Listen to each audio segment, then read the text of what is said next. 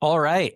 Welcome to another episode of Insert Innovation, where we interview entrepreneurs, ideally locally in Orange County, sometimes Chapman alum, sometimes not. Today, we're going to interview someone who's not a Chapman alumni, but who's built a pretty interesting business. So, Jim, first of all, thanks for being here. I appreciate that. Thank you for the invitation.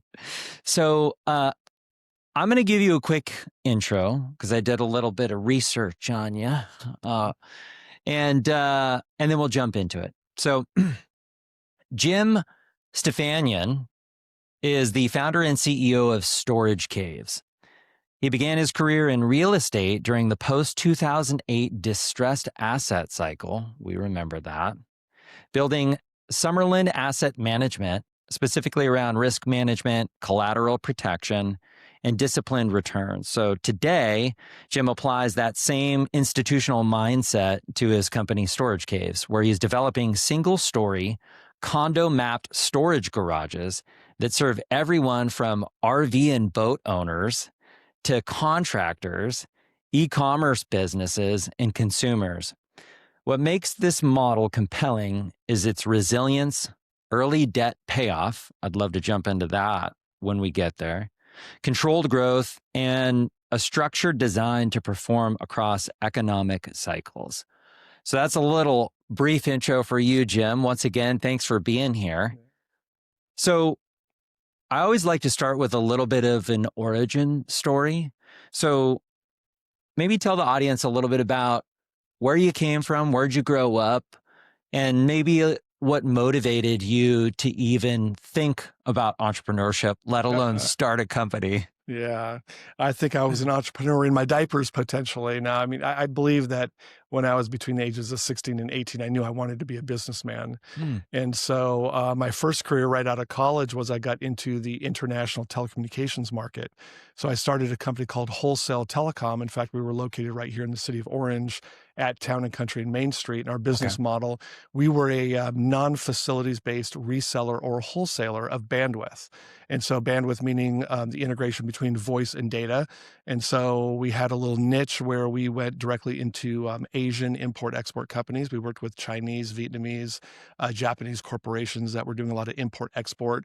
And by default, of course, they're going to be on the phone a lot with Asia and sending, data packets. And at the time, there was facsimile, but we basically integrated voice and internet over T1 lines or dedicated international lines. And so I had that business. I founded it in 1994 and then divested and sold my interest in 2008 and then started Summerlin Asset Management.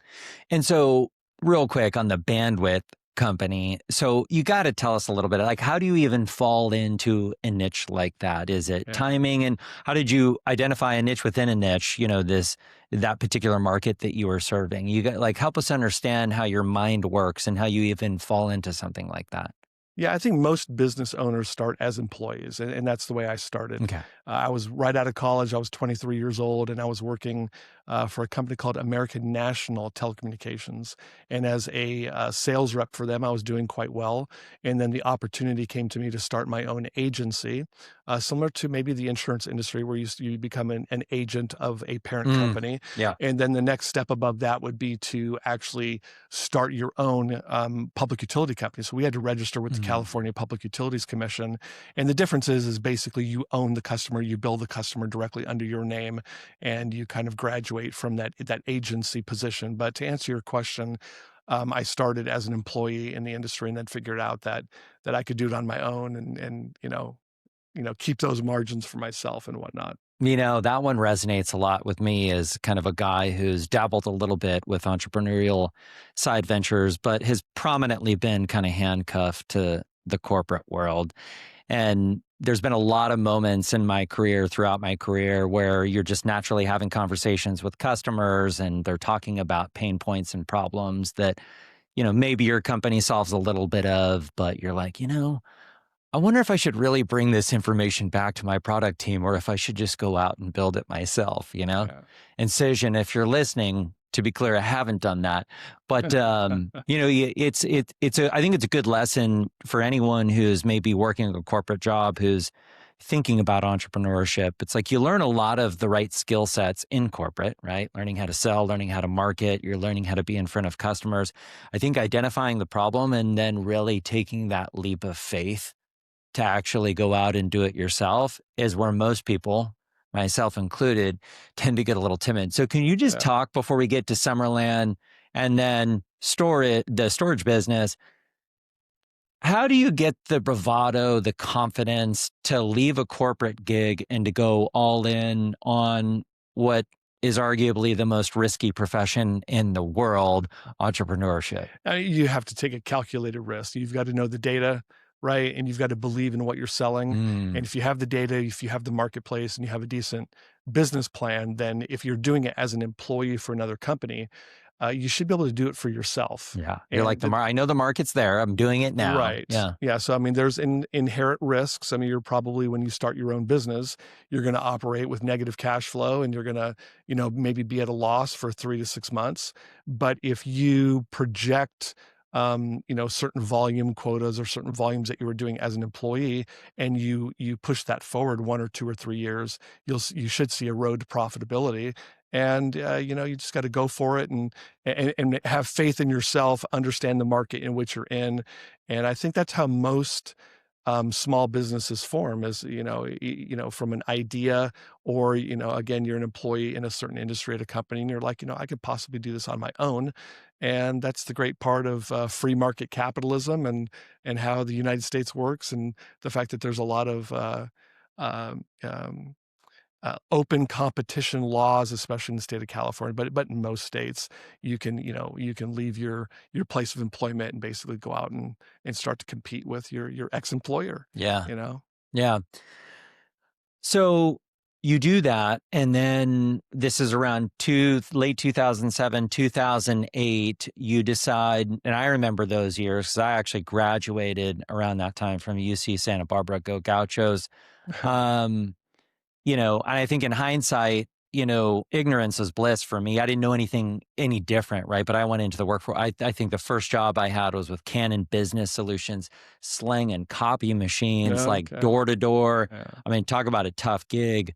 But I vividly remember, knocking on the door of a local church in San Juan Capistrano, or knocking on the door of a sign company, and the door opening and seeing nobody in the office and seeing a lot of things abandoned. So that was a very interesting time during the housing crisis, and a lot of stuff was happening. What made you get into asset management at that point, and why the shift into that? Yeah, so we saw all of the defaults happening in residential real estate, and I built a business model around going to regional and national banks and buying in bulk those subperforming and defaulted mortgages. So subperforming would mean that you hold a mortgage and you make payments 1 through 3, but then you miss 1 month. And then you resume making payments, then you miss another month. That would be defined as a subperforming mortgage. And what happens to the holders of those mortgages, mainly bankers, is they will put those into a higher credit risk category, and then they will discount the value of that mortgage. Then obviously there's a non-performing mortgage where people just have stopped paying on that mortgage. And so at that point in time, banks need to unload that and get rid of that mortgage because they don't want the headaches of foreclosure or doing a loan modification. So we bought those in bulk. We put together a business plan, went to a group of investors. They understood the relative safety of an insured first lien on title mortgage. And so it was great. We bought them for a discount. Then we went to the homeowner and typically did a loan modification, or possibly gave them cash just to move out and vacate the property. We were very amenable to equitable and fair workouts with the homeowner. So it was somewhat fulfilling because we were helping the homeowner to a certain degree. And obviously it was a good investment for us. And so we did that for maybe, I think, 7 or 8 years, from 2009 till 2017, under our brand name Summerlin Asset Management, and it was a good run. And so you do that for that run. at what point do you realize that you're getting out of that business, or did you get out of that business? Or are you still part of it? And then into the storage business that you're in now? Yeah, that's a great question. So Summerlin Asset Management was a diversified real estate investment company. So we bought real estate notes. We also built two senior living independent living apartment complexes. So in senior living, you've got assisted living, memory care, and then you've got just independent living. So we built apartments for independent seniors that, could drive on their own, cook on their own and whatnot. It's basically an age restricted apartment. So we had never been in that business before, and we had a feasibility study presented to us in a city called Cypress, Texas, outside of Houston, and the feasibility study was amazing. Everything within 20 miles was sold out. Most of the senior living apartments were 20 years or older, and the analyst told us, if you built on in this location, you do very well. So it was a great presentation. We took that to our investors. They loved it. They funded it, and we did it, and it turned out very well. We sold that asset to the Carlyle Group at certificate of occupancy. And then subsequent to that, we built one more senior living apartment in Lake Havasu City, Arizona. So to answer your question, the migration from buying real estate notes and mortgages to senior living and then into boat and RV storage was this natural progression that happened through Summerlin Asset Management. And part of it was the fact that I had partners in Lake Havasu City, Arizona, and then we had another branch office here in Irvine.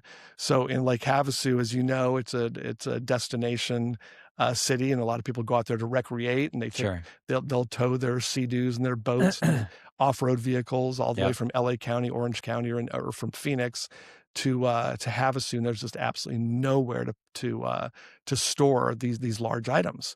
And so for decades, consumers would tow them all the way out to the lake and tow them all the way back to Southern California. When they got back to Southern California, there was really nowhere to store them but outdoors. So my partners came to me and said, we have to get into the boat and RV storage business. And I listened to the business plan, and I loved it. And we literally put a sign in the ground in 2019, and our phones rang off the hook from consumers that wanted these big single-story drive-up garages big enough for their RVs and their boats and their Sea-Doos and all their toys. And so the business really took off from there. And then there was a major pivot in 2020. I was assigned a task to go out and find land in Henderson, Nevada, which is a suburb of the storage business. Yeah, for the storage business. Yeah. So Henderson is a suburb of Vegas. Yeah, I know. And then we went up into Reno to determine if Lake Havasu City was an aberration from a demand perspective. And we determined that Vegas had a very high demand for our garages, and so did Reno. And then from there, we went up into Boise, Idaho. And so I call it the aha moment in the business model, is really where we started getting a lot of car enthusiasts and people that own extra cars. So hypercars, exotic cars, off-road cars, classic cars became 24 to 25% of all of our occupants. We're like, wow, this isn't necessarily all about boat and RV storage anymore. And so the company really started growing vertically. And we had 6 partners, which is a lot. And our partners wanted us to move from Orange County to Lake Havasu City, Arizona. And at the time, I had my kids were locally right here down the street at Orange Lutheran High School. Oh, yeah. And there was no way we were going to move to Lake Havasu. So that partnership divested in 2022. And then we started Storage Caves and took that business model and took it to the southeastern United States. And so Storage Caves today is right here in Orange, a few miles from Chapman University, which is where we're at now. And the company's experiencing some great growth, and we're really excited about not only what's happening today, but what the future holds for us. So I love that. And I want to get into Storage Caves, the business model, kind of what you just told me about, how you took that as a learning opportunity, started this business. Before we go there, I'm noticing this theme with the way it sounds like you make decisions. And it's really interesting because I've had a lot of these conversations with entrepreneurs of all different shapes and sizes in different businesses, everything from blue collar to tech to agencies to now kind of commercial real estate storage. I get a sense that you're a very analytical person, meaning you let the data tell you where to make decisions. and you surround yourself with smart people or people that you trust, a big part of our audience base are either very early stage entrepreneurs, entrepreneurs that have just started or are maybe in the 5 to 10 million range, right? Mm. How do you identify the right people to surround you with and the right types of information to look at to make calculated decisions? And how much of that do you feel like should be based on the decision that you make, looking at data from people that you trust versus just kind of that gut that you have as an entrepreneur, Yeah. where to your point, you're like, hey, listen, I'm out here. I'm seeing people calling. We put one sign out. We're getting, I just know there's opportunity. Like, I'm just Right, curious what right, your right. take is, So specific to real estate is driven 100% by data, Right. right? And so the data speaks to us whenever we go out and buy a piece of land. We know what we're going to pay per acre. Yeah. We will do a yield study, and a yield study is basically if you take, let's say, 8 acres, for example, we'll do a yield study to determine how many rentable square feet we can build on that piece of land, and then we know how much the consumer is paying per square foot for the storage garages that we're building, and so from there it becomes a mathematical or an Sure. arithmetic. You got to model it all out in what we call a pro forma. Yep. So we'll take our land cost, we'll take all of the costs to build our prototype, and then we'll see what our costs are, and then we'll take the number of square feet that we're building, whether we're leasing those garages or we're selling them as a condo. We will then determine what our profit margins are, and if the profit margins meet our criteria, then the data is going to tell us to build on that site. And then there's other components such as we're very disciplined in the sites that we build in. We pass on good sites all the time and wait for a great site. And when you wait for a great site, you mitigate risk by doing so. So we're I love building in that. some really big cities. We're building in Charlotte, North Carolina. We're building in Atlanta. We're building in Dallas. And when you get into bigger cities like that, our consumer is basically an RV, a boat, or a car owner. And then today we're really starting to disrupt business inventory consumers. So we're getting a lot of business inventory people, like, let's say your mom and pop Amazon business. They have to have a single story drive up garage for their inventory. They're certainly not going to go up in an elevator and go up to a CubeSmart or Public Storage, because Yeah. those garages are Be able to small. back in, There's load an everything in a elevator. truck. Yeah. Yeah. So basically, the number one criteria for us is rooftops. We've got to be within 10 miles of 500,000 people. And if we're within 10 miles of 500,000 people and we have very little competition in the marketplace, then our internal feasibility, which feasibility is a bunch of data points that we Sure. gather. And if we check off all of those data points, then we know that we will build there. And then the second part of your question was regarding who we surround ourselves with, which that's something, as I've gotten older, I've gotten a little bit wiser, Yeah. when you decide to Made some work. good and bad relationships is what you're Yes, saying. Yeah. sir. Yes. I've had the good and the bad relationships. When you conduct business with someone every single day, you're interfacing and interacting with them for 8 hours a day. I'm not sure that you interact with your wife for 8 hours a day, right? Yeah. Maybe with your wife 2 or 3 hours. So, Yep. so there's a lot of decisions to be made. There's a lot of there's a variance in people's personalities. Some people are very motivated to grow the company, and other ones are just kind of clocking in and clocking out. And you have to manage personalities and have thick enough skin to give some people grace, because I'm a pretty driven entrepreneur and I have a certain style in how I conduct business. I think I've got a reputation. I'm pretty honest and pretty ethical.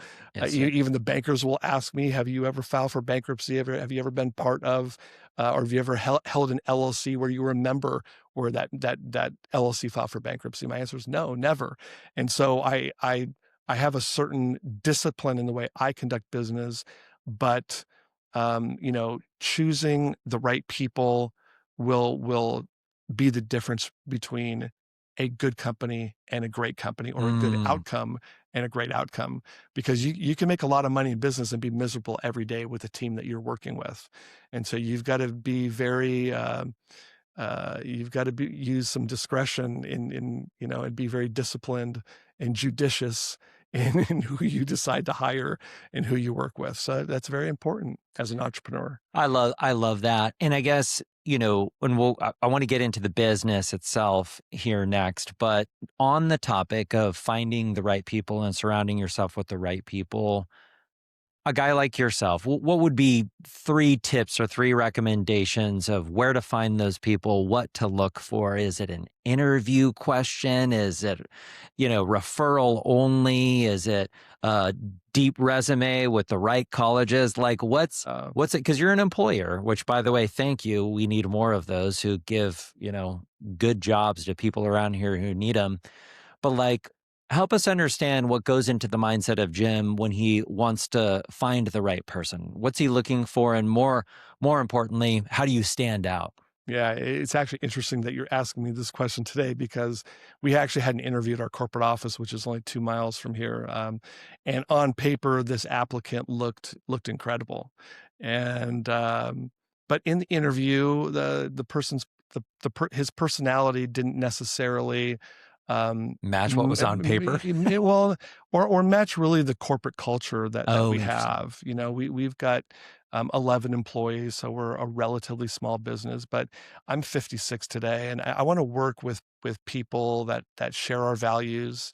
I want to work in an environment that is team oriented and not centered around one individual or one division's success versus another. And so I think to answer your question, I mean, certainly the credentialed um, uh, applicant is always going to be appealing, but I mean, you got to have a good personality, and and that person's personality and the way in which they communicate with you has got to be conducive to what you're looking for. Yeah. And then it's really interesting. I had mentioned this even prior to. And right now we're hiring another 2 or 3 employees, and I was actually telling my wife that it really surprises me that applicants come in and after the interview they don't send like a follow-up email or like a follow-up call about what they thought about the company or how much they really want to work, with the company. And Interesting. so I think that shows Just showing some of the that motivation grit, or that follow up. Yeah. yeah. Yeah, that's really good feedback. And I think it's important too, especially for I think a younger, more student base that will often listen to this. And, I mean, I talk to a lot of them here just being in this podcast room. A lot of these students are just graduating. They're going into the real world. They have no idea what they want to do. They're terrified, right? Some of them are in the entrepreneurial program trying to build stuff and, they're getting some mentorship here. But there's definitely a common theme across the board, which is feeling a little bit lost and not necessarily knowing where to go, how to market themselves in a world where they feel like, you know, they're at the bottom of the food chain, right? Because they don't have a lot of experience. So I think it's really helpful to hear a guy like yourself who has the power to employ say that, hey, listen, sure, it's great to have someone who's got a great resume and a bunch of experience, but at the end of the day, if you've got grit, you've got drive, you've got a good personality, your values align with the core values of the business, Sure. which means do some research to even know what those values are, right? That there's a shot, right? Good. Well, let's jump into the business a little bit. Okay, so storage caves, you talked a little bit about kind of the target market, the people who are, I didn't even realize you sell these things. I just thought you leased them. So can you talk a little bit about, I think, the business model, but also help us understand the key differentiator here? Because there's a lot of storage opportunity out there, right? If I want to go store something, or maybe that's a falsehood, maybe there isn't, but like, why is your stuff different than just like one of those big standard storage places that I feel like I drive by all the time? Yeah. So Storage Caves is a ground up developer of premium storage garages. And so these storage garages are single story drive up garages big enough to fit an RV, a boat, a car, obviously large items. And so what makes us different is number one, the unit size really doesn't exist in the market today. And if it does, the competition's very low. You've got CubeSmart, Public Storage, And we've all seen those driving on the freeway. Sure. They are typically 3 stories high. There's an elevator. Their garages are 5 by 5 or 10 by 10, and they typically cater to people living in apartments Yep. and or small homes, and therefore their garages are small. And so after COVID, everyone's world got bigger. I mean, the amount of wealth that's been accumulated in the United States in the last 10 years, it's been a good 10, 15-year run in our country. And so people have bought extra cars. They're buying bigger boats, bigger RVs, canoes, kayaks. And then COVID hit, and people went outdoor to recreate, and they bought even more of these items. Yep. And so, pursuant to what I said earlier, we thought this was about boat and RV and car storage. And now what has happened is all of these small businesses that are really, I think the small businesses are causing the death of brick and mortar retail sales, as we've all heard about. Well, the people that are eating into that brick and mortar traditional retail sale are just John and Jane Doe, the small business owner from Sure. home that wants Yeah. to import patio furniture or import, like under-counter refrigerators or Yeah. cowboy boots or whatever they decide to sell. And so when they bring in their first inventory, it might be the size of maybe this room that we're talking in today, maybe a 10 by 10 room. Sure. So assume that business has a moderate amount of growth. They have to have a single story garage to store that inventory. So our garages almost now become a personal warehouse for people. So what is driving hyper growth of our company is the fact that when we underwrote the merits of our business model, we thought that the consumer was RV, boat, car. Now it's driving crazy growth are electricians, plumbers, HVAC companies, and all these small businesses that want to store expensive items in a fully, gated, camera secure facility. On top of that, a closed, locked garage. You can talk about e-bikes, motorcycles. I mean, the list goes on and on.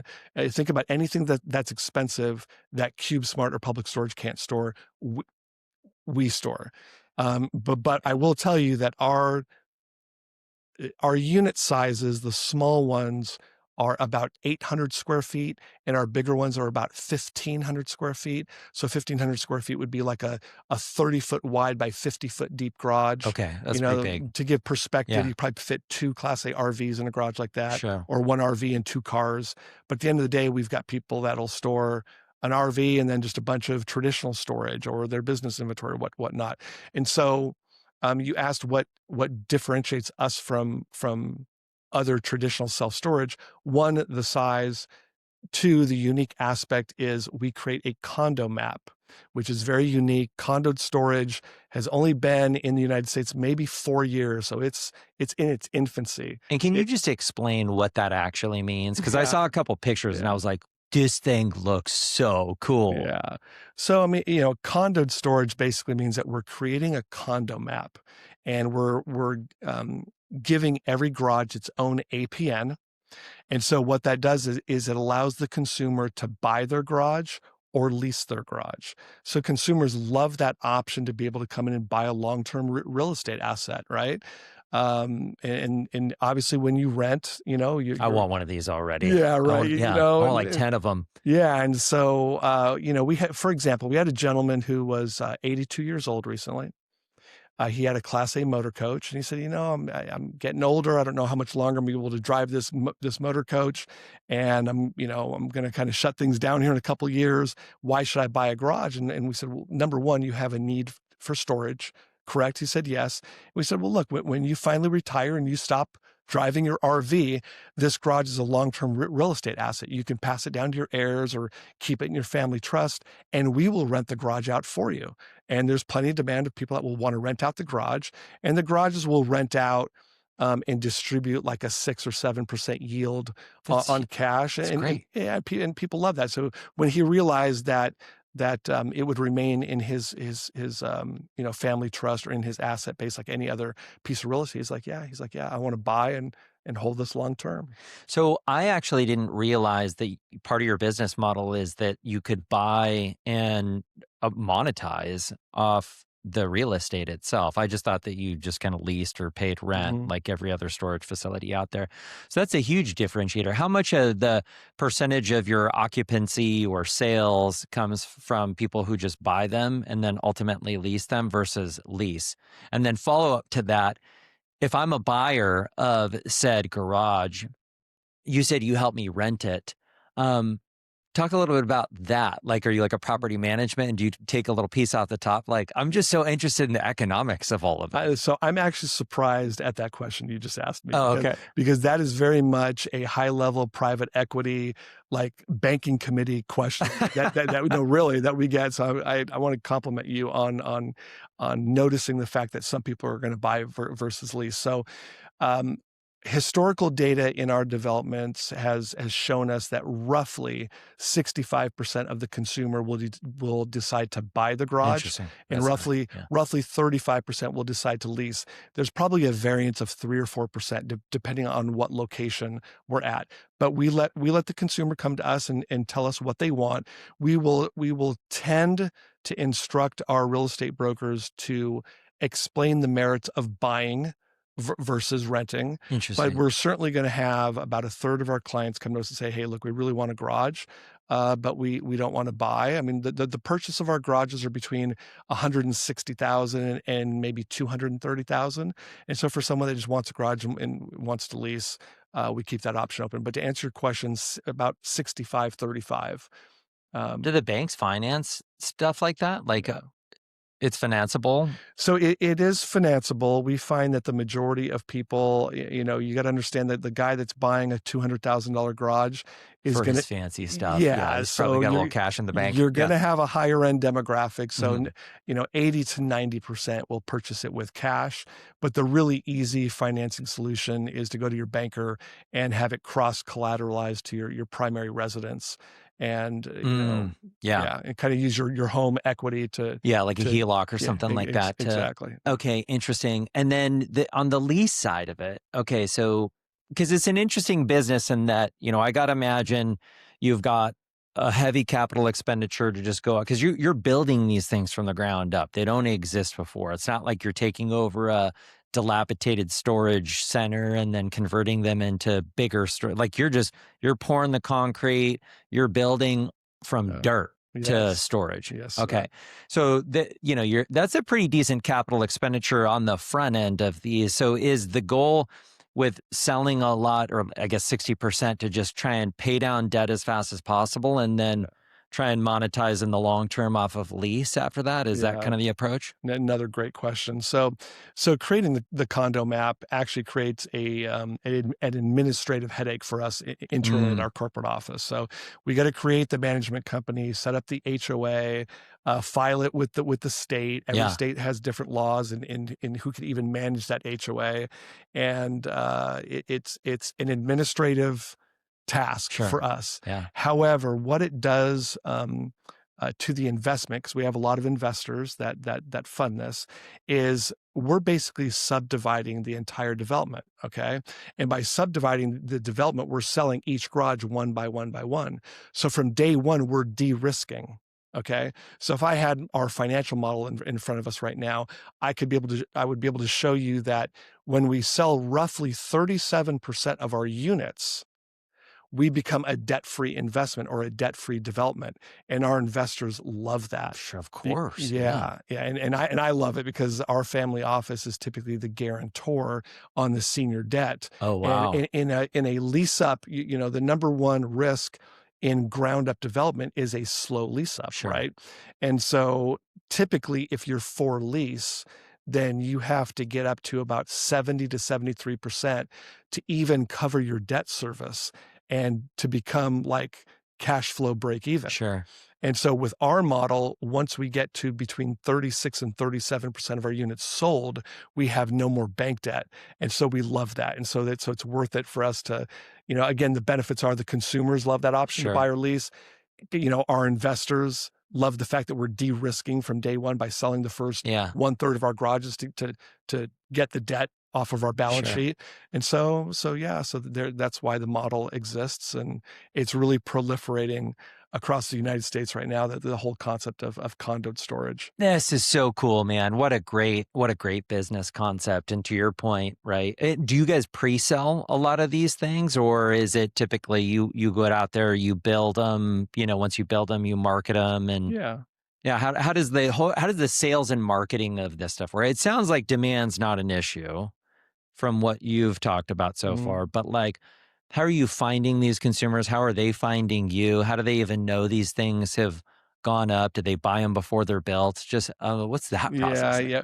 Well, depending on the location, in a great location, we might pre-sell a third of our garages, and That's then great. and maybe in another location where they haven't seen our brand or seen our garages yet, we might pre-sell 10 to 15% of the garages until we get certificate of occupancy. And then the big moment in our development is pouring the drive aisles, because You can start to see it. exactly, Yeah. exactly.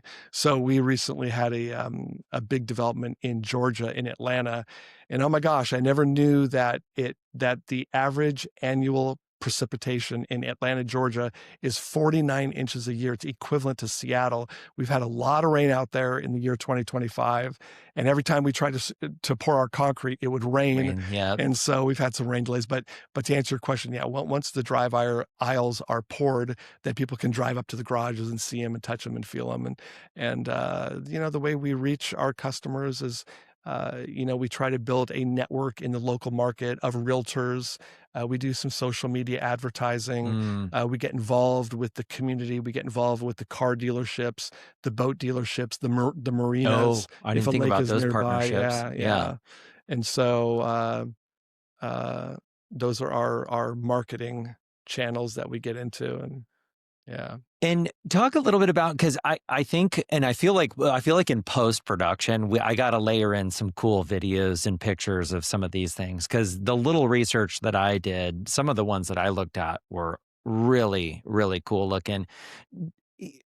Don't you create almost like a living quarters in some of them, like a man cave, or am I making that up? And is that like a template that you guys have, or is it just like custom to the thing that you're selling? Like, how do you get the man cave version? Yeah. So I kind of feel as if what we build is cool, but they're empty garages. Okay. So in some senses, they're very generic. Yeah. But it's really what the consumer ends up doing with them that ends up being cool. So we'll have consumers come in.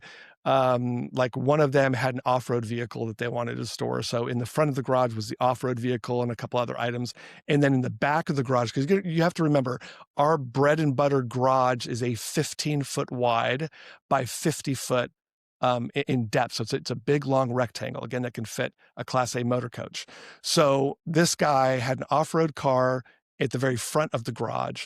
And in the back of the garage, he puts up a billiards table, a couch, a couple of chairs, hangs 4 TVs in the back. And it's like, okay, he's got like his little, sports lounge to watch NASCAR and IndyCar and NFL and the Masters. And guys will put in poker tables. And, so they'll now it becomes, let's get away from the wife and kids. Sure. Let's go play poker and smoke cigars and drop stuff all over the garage floor and, do what men do. Yeah. Right. Yeah. So to answer your question, I think we have a marketing phrase called customize your cave. And so people will come in and build mezzanines on their own. They'll trick out, they'll epoxy the floors. Sure. Yeah. Some of them will, we build with light steel construction. And so the insides, when we finish them and deliver them, they're very generic. Some people will put up drywall, paint the drywall, hang, their university flags and their NFL flags. And they start to customize it like any one of your personal garages that you would have. Oh my gosh. You know what you need? You need your own show. You need like a real estate show where you go around and it's like, remember MTV Cribs? You need that. Cribs. Yeah. You need that for storage case where like you get like some good production quality going around. You turn it into kind of a social, viral thing where, you get some really, pick your 10 best conversions of these things and turn it into like a fun little show. We're going to call that show Man Cave Mondays. Yeah, exactly. Because we thought about that internally about a little promotion. We do it every Monday. And that was the phrase that we came up with.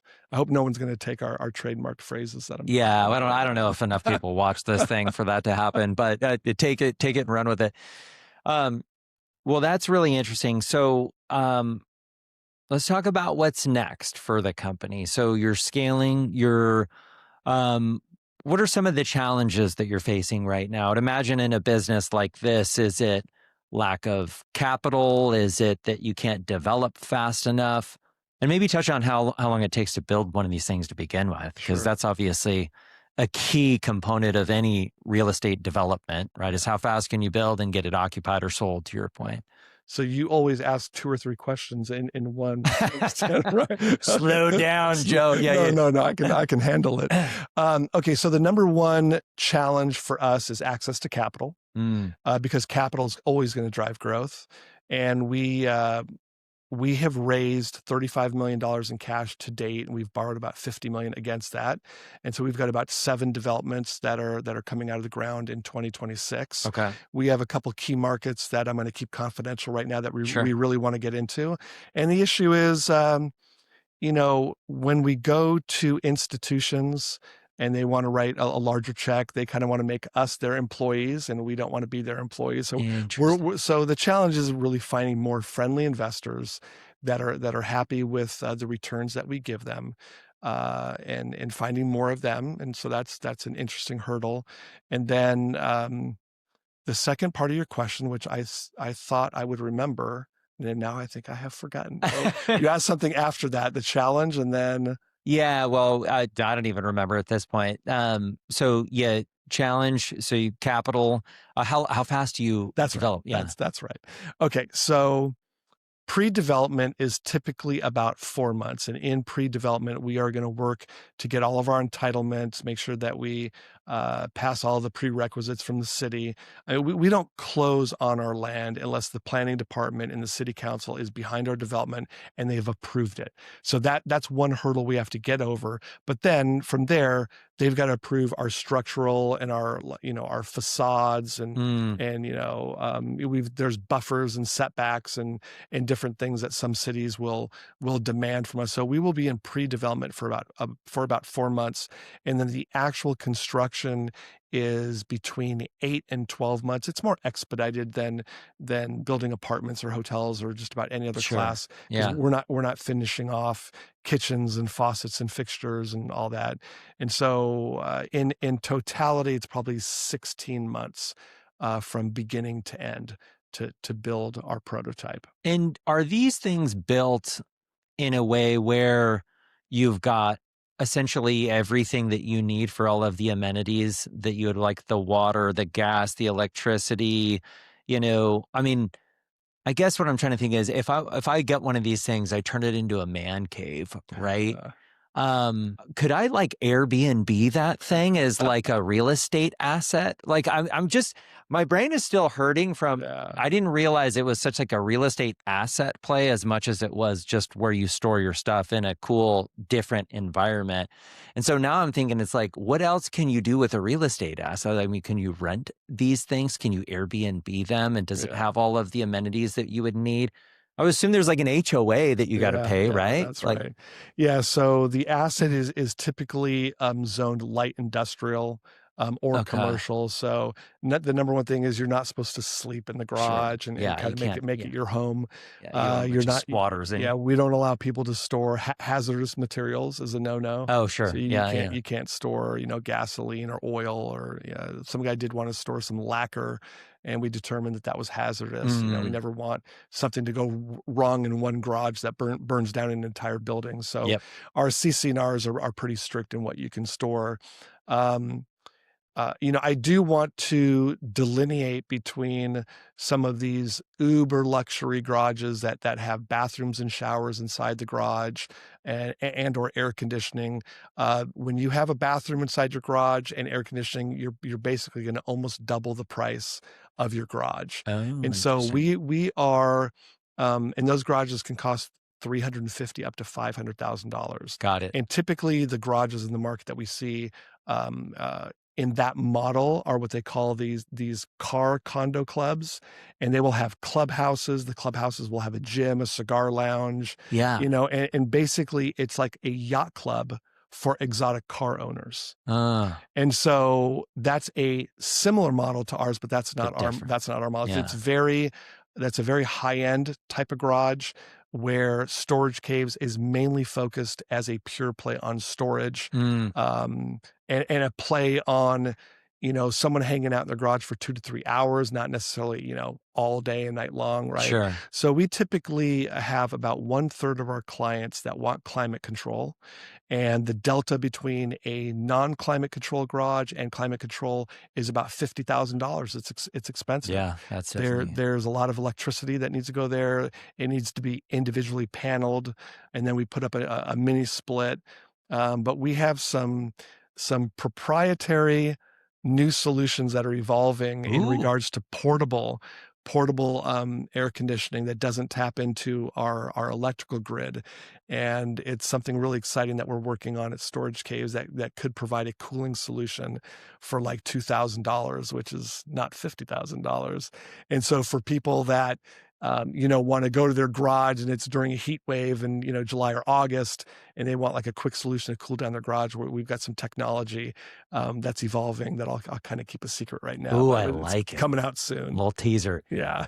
Well, this is fantastic. And, a couple more questions and then we can wrap it up. But I really appreciate you kind of breaking down the business and learning more about it. So you talked a little bit about your challenges. They sound like good problems to have, at least at this point of your business and where you're at.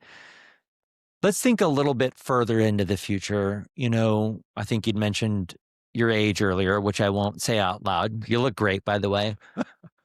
When you think about legacy and, what you're doing here, I'd love to get your perspective on how you're thinking about this business in the long term. Is this, again, another venture like the previous before this, where you've found a niche, you're finding something that you're good at, you're interested in, you're having fun, make some money, and then move on to the next thing? Is this something that maybe gets passed down to the kids? Do you even think about that kind of stuff right now? Or are you just all in on the business? Like, I'd love to just understand how you think about the longer term future. Yeah, I think about it all the time. Okay. I really don't want anyone to know my age, but I am 56. Okay. Oops. So no, I think about it all the time. I've got a 25-year-old son that just got married in August. I have a 23-year-old daughter, and she's also married to a great guy named Jared. And my son married a beautiful young lady named Brooklyn. Brooklyn actually works at Storage Caves. Shout out to Brooklyn. Shout out to Brooklyn. But no, I have to admit, in my 20s and in my 30s, when you're younger, I was trying to provide for my family. So it was go to try to, when my wife and I got married in 1992, we had nothing, literally nothing. So I was really motivated to build a future for myself and ultimately for my young family. And now today, to be honest with you, I'm kind of tired. I've been working. I've been in the fast lane for like, the man's run down, ladies and gentlemen. For 32 years, and it's an issue because, honestly, it's taken a toll on me from a health perspective. But I will tell you, this is the biggest opportunity I have ever had in business. I wish it would have come to me when I was younger, but be careful what you wish for. I'm still, I've got an attitude of gratitude, and I'm very thankful. But to answer your question, I kind of realized that it's going to be passed down to my kids, and thank goodness they are very strong Christians. Their values are very sound, and they align with my wife and I's values, and so.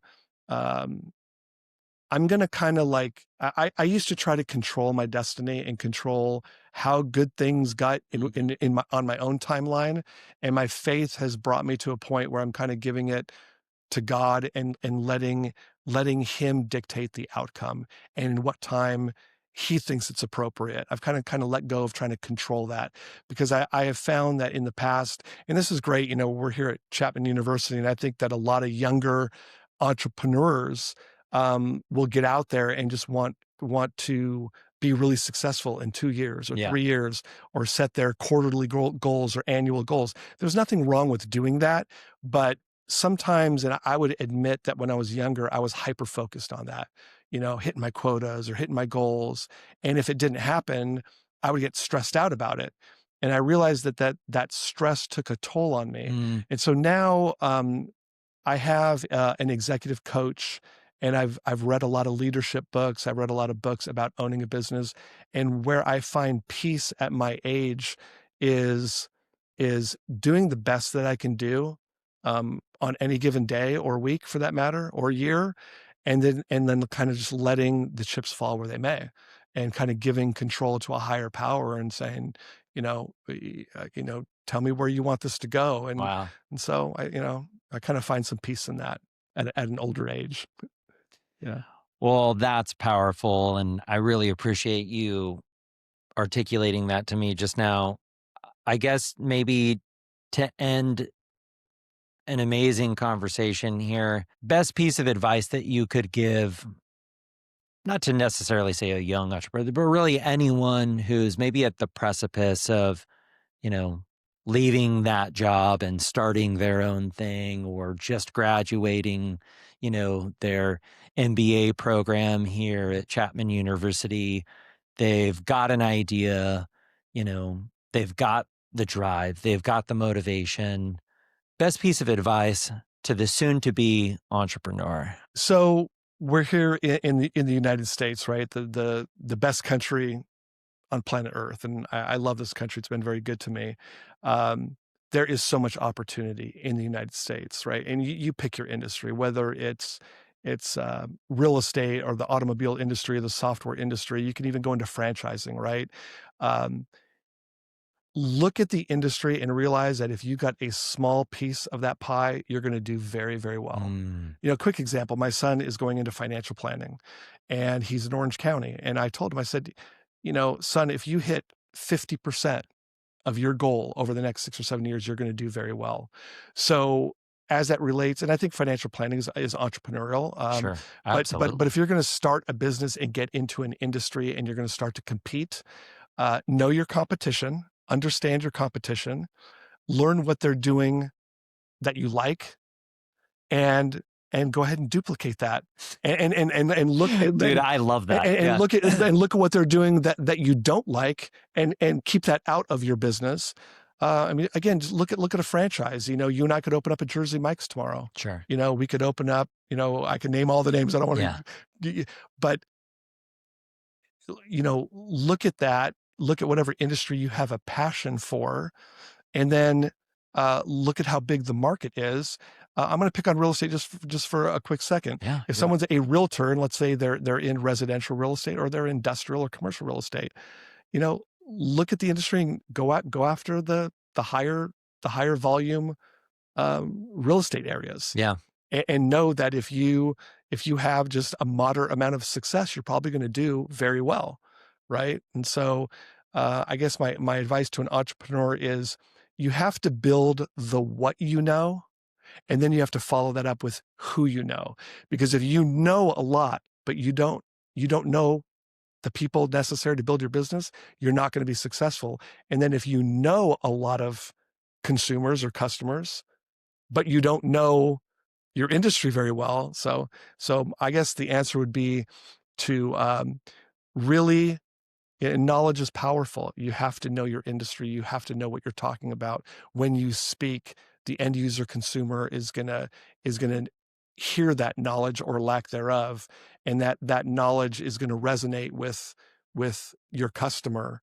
And ultimately, you'll gain that customer if you develop good communication skills along with a strong education, and then get out there and network. Just hustle. Get out there and get to know people. Well, Jim, I couldn't thank you enough for joining us again at the Insert Innovation Podcast here at the Chapman Leatherby Center. So thanks again. I love what you're doing with storage caves, and I'm even more excited to see where you go with it. So again, thanks for joining us, and looking forward to seeing where you go next. Thank you. Thank you. Cheers. Cheers.